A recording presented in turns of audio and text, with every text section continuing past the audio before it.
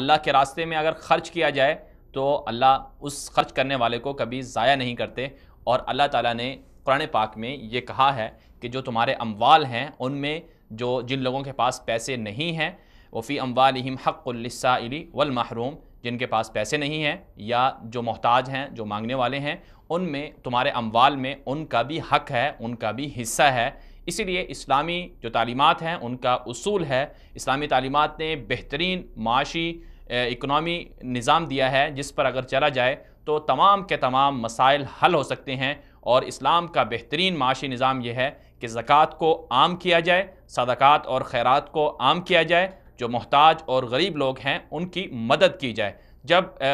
हर मुसलमान अपने तौर पर यह सोच लेगा कि मेरे पड़ोस में कौन मोहताज है, किसे ज़रूरत है, कौन हाजतमंद है, उसकी अगर मदद कर ली जाएगी, सदका खैरात उस तक पहुंचा दिया जाएगा, अपने माल में से सही तरीके से, पूरे तरीके से, अमानतदारी के साथ, दयानतदारी के साथ, भरपूर तरीके से अगर ज़कात निकाल ली जाएगी तो यकीनन पाकिस्तान से, न सिर्फ पाकिस्तान से बल्कि दुनिया भर से जो गुर्बत है, जो बेरोज़गारी है, जो महंगाई है, जो मसाइल हैं, जो करप्शन है, इंतशार फसाद है, ये सब ख़त्म हो जाएगा। इसलिए हमें इस्लामी तालीमात को अपनाना होगा और अपनी ज़िंदगी में हस्बे वुसअत